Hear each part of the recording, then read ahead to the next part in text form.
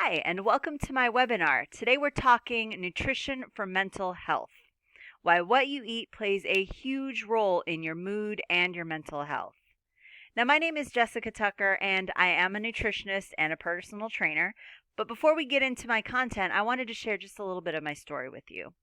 This is me back in 1988. I was diagnosed with type 1 diabetes. At that time, they called it juvenile diabetes because they thought that only children could get diagnosed with autoimmune diabetes. We now know that that is not true. You can get diagnosed with autoimmune diabetes at any age, but it is still a complicated and frustrating chronic disorder to manage.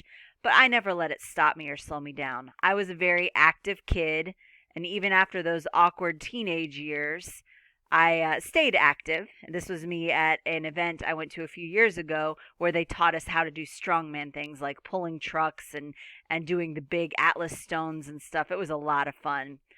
But I've stayed very active over the years and learned a lot about managing diabetes. But I also, after college, went into the radio industry and was working as a DJ. Getting paid to talk to people, go to concerts, and interview rock stars was a lot of fun. But the lifestyle was not very healthy, and my diabetes control suffered. And then in my mid 20s, I began having strokes. And in a very short span of time, I lost everything: my career, my independence, my health, even my marriage fell apart. And it took me 5 years of a lot of different types of therapy and a lot of personal failures before I discovered my true calling. And I'd always been a very active and physically healthy person, so I started by getting certified as a personal trainer and working with clients. They would always ask me to write them diet plans and tell them how to eat, but my licensure did not allow me to do that, so I always said no. And then in 2015, I went on a mission trip to Uganda and spent some time volunteering at a malnutrition clinic outside of Jinja, and that changed my perspective and completely changed the trajectory of my life. When I got back from Africa, I went back to school, studied food and human nutrition at the University of Alabama, and I met the love of my life, who is now my husband, Surf. And I went back to school again, and this time I got a master's degree in clinical nutrition from the Northeast College of Health Sciences. And I opened a business and started seeing clients and doing events and stuff, and I love it. But what I have found out is there's a lot of links to mental health and nutrition. And the WHO reports that 1 in 8 people in the world live with a mental disorder. And that is defined as a clinically significant disturbance in an individual's cognition, emotional regulation, or behavior that is usually associated with distress or impairment in important areas of functioning. They also report that 280 million people worldwide suffer from depression, 301 million suffer from anxiety or anxiety-related disorders, 40 million people live with bipolar disorder, another 24 million have schizophrenia, 14 million have eating disorders, and then 40 million more people have conduct disorders, and that is any persistent behavior problems that violate the basic rights of others. I couldn't find worldwide numbers for neurodevelopment disorders like ADD or ADHD, autism, or also PTSD, but they're significant enough that the WHO names them on their homepage as part of the worldwide mental health crisis.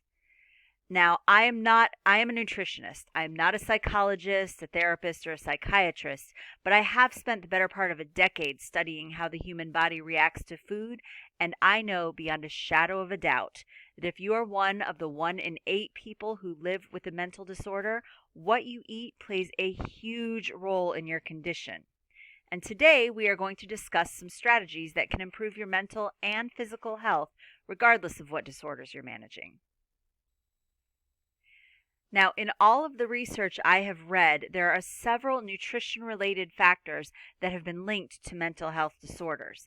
And the first is chronic inflammation and immune system dysfunction. Now, let's talk inflammation just for a minute.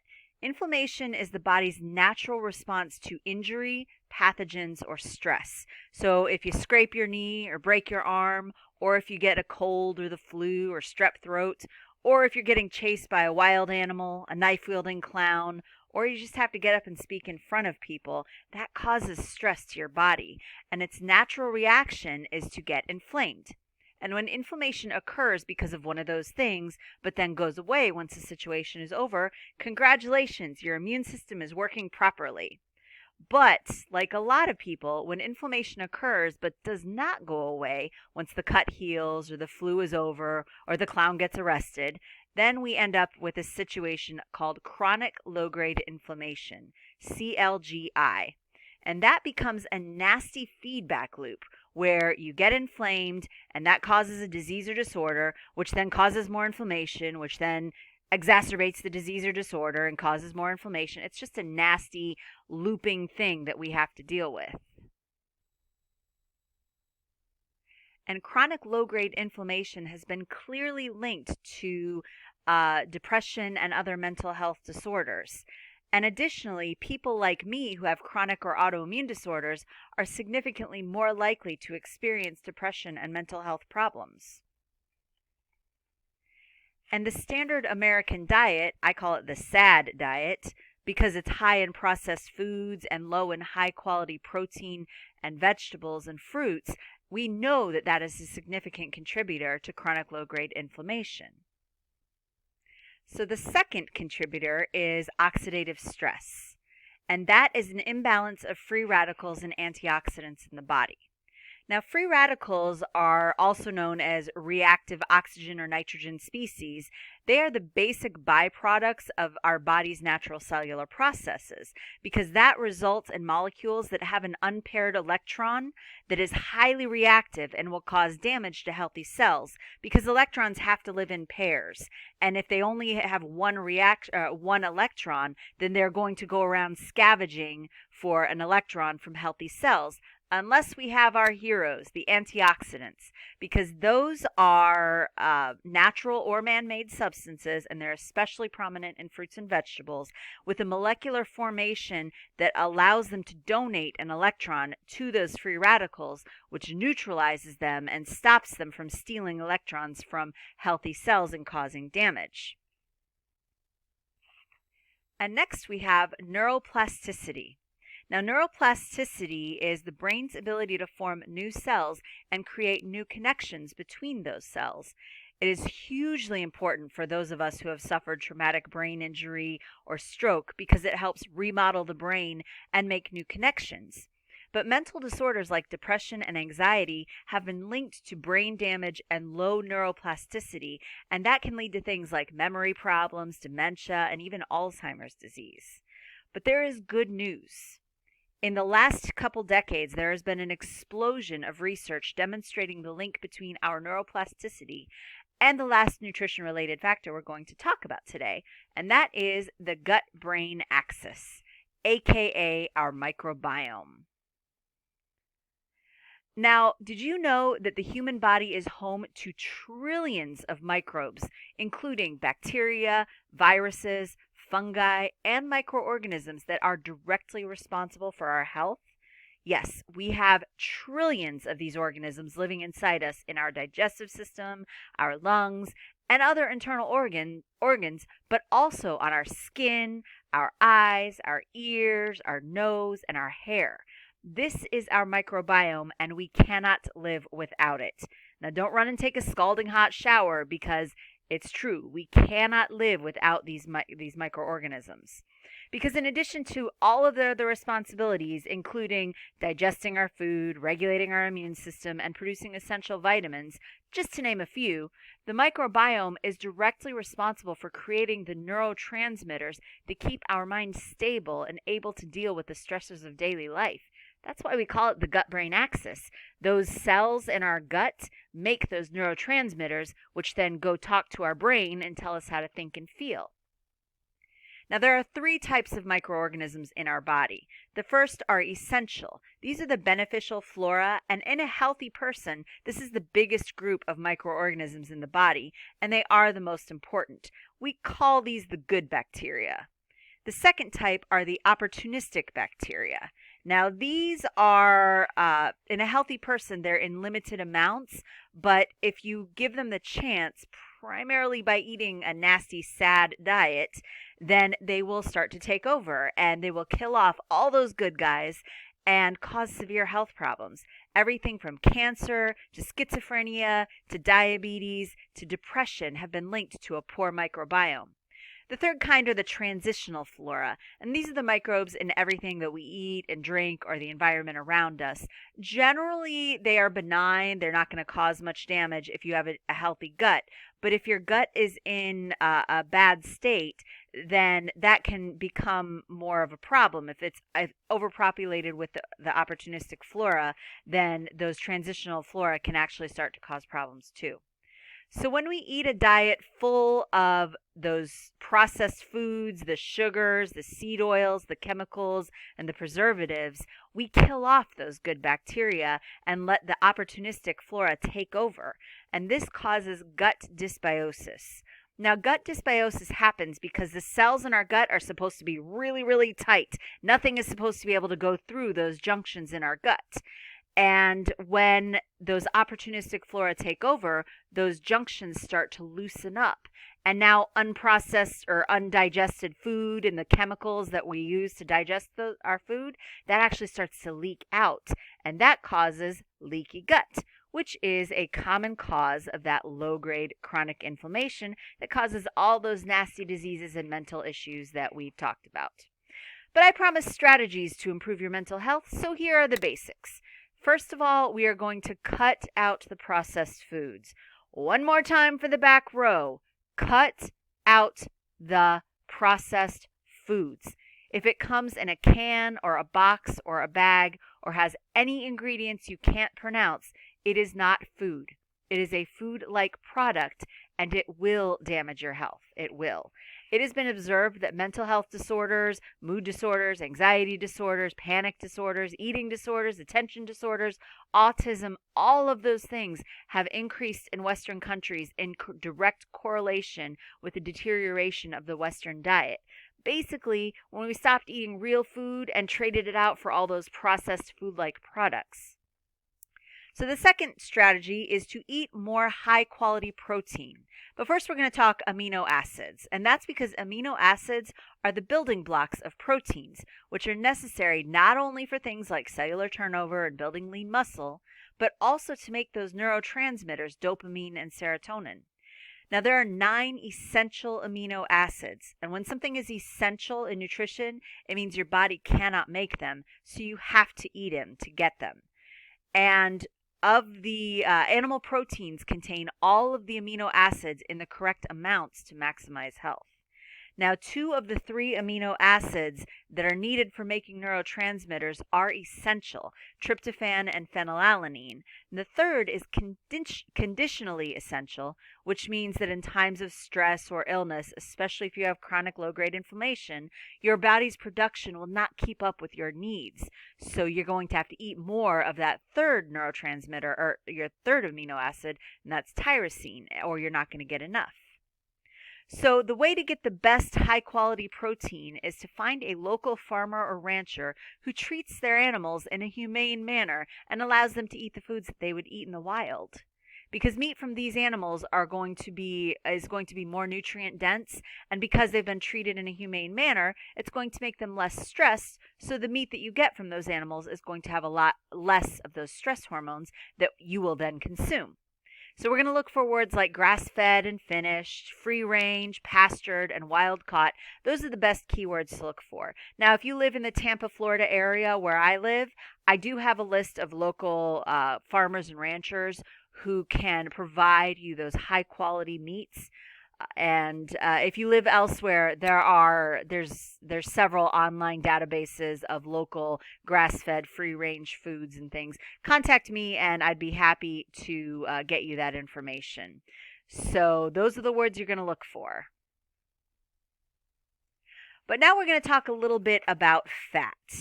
And that is because eating fat is not going to make you fatter. But I know a lot of people are afraid of it because for years, they've told us that if you eat a lot of fat, you're going to get fat. But that has been 100% disproven. It's not just the fat that makes you fat. It's a lot of the sugars and things that make us fat. because there's actually two forms of fat that are essential. Remember, that's the key word. It means you must consume it. Those are omega-3 and omega-6 fatty acids.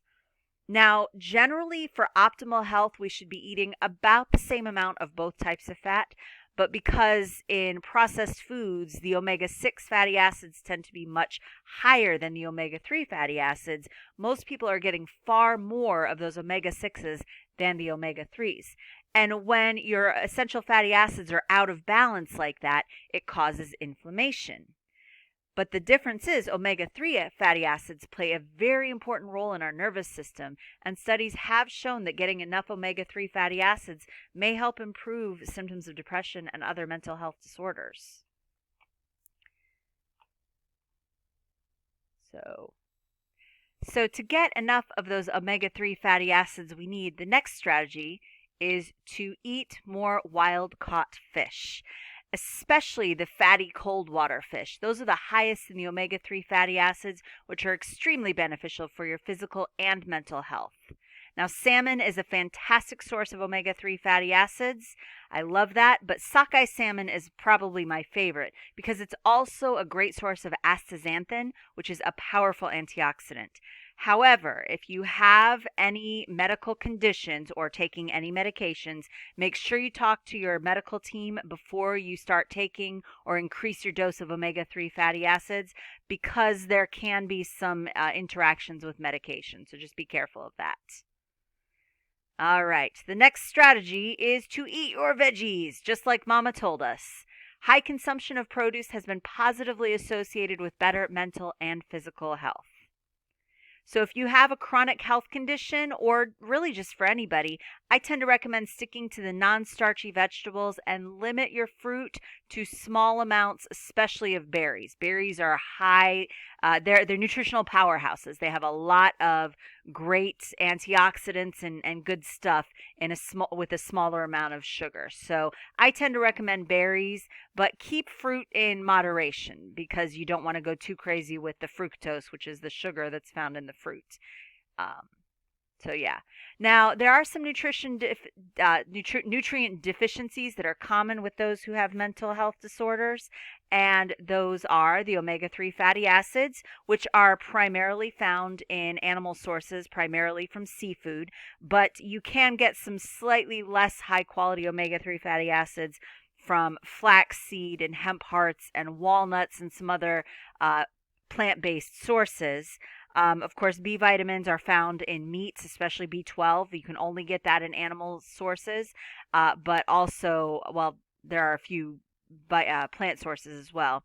But other B vitamins you can get in meat and vegetables, and minerals, which are in all the foods we've talked about so far, but then also the amino acids that are the precursors to the neurotransmitters. Specifically, we're talking tryptophan, tyrosine, and phenylalanine. Those are the precursors to the hormones dopamine, serotonin, and norepinephrine. And those chemicals keep our body in balance and our brain in balance. So you're going to get all of these things from eating a diet high in various high quality meats, beans, legumes, and vegetables. Now, the aforementioned nutritional strategies are great, and they're certainly not going to hurt you, but there is a real solution, and that is healing your gut. For my clients, I tend to recommend the GAPS protocol, which stands for Gut and Psychology or Gut and Physiology Syndrome. It was developed by Dr. Natasha Campbell McBride. She is a British-Russian neurologist and nutritionist and researcher whose son was diagnosed with autism. And after researching his condition and everything, she developed this protocol, and her son is no longer suffering from that profound autism. So we have two neurotransmitters we've mentioned several times that are directly responsible for creating the very compounds our brain requires to maintain our mood and mental health, and that is dopamine and serotonin. Half of our dopamine and nearly all of our serotonin is produced in the gut. So if you have gut dysbiosis and your body is, or leaky gut, and your body is not creating those neurotransmitters or not creating enough of them, then the trick is you've got to heal your gut so you can restore the microbiome and your body's ability to create those very important neurotransmitters. Now, in my private practice, I have seen GAPS help people improve severe chronic health conditions like multiple sclerosis and lupus. And former clients of mine have put IBS in full remission and have been completely cured of prediabetes. And I'm currently working with a woman who has lived with depression and has even been diagnosed with bipolar disease. She's lived with this most of her life. And after the first 3 weeks on this protocol, and of course, under the guidance of her psychiatrist, I never would tell anybody to stop taking medications without consulting with their doctor first. But her psychiatrist helped her to come off of 2 of her medications. And as we continue with this healing protocol, she is hopeful that she'll eventually be able to get off of all of those medications because as her gut heals, her body's ability to produce the correct chemicals and hormones that keep her brain in balance is normalizing. So, if this sounds like something you're interested in hearing more about, please contact me. We can schedule a session. I can get to know you and your specific issues better. And because not everybody, it's not going to be for everybody. But if I have enough interest after the holidays, I do want to start doing group classes where we all go through the protocol together. Because when you're doing it with other people, it helps keep you accountable, and the support greatly improves your chances of success. So I am taking new clients. So to schedule an appointment, please give me a call. That is my phone number, or you can email me, jessica.tucker@totalhealthandfitness.co. It is .co, not .com. So I hope to hear from you and have a fantastic day and live in good health.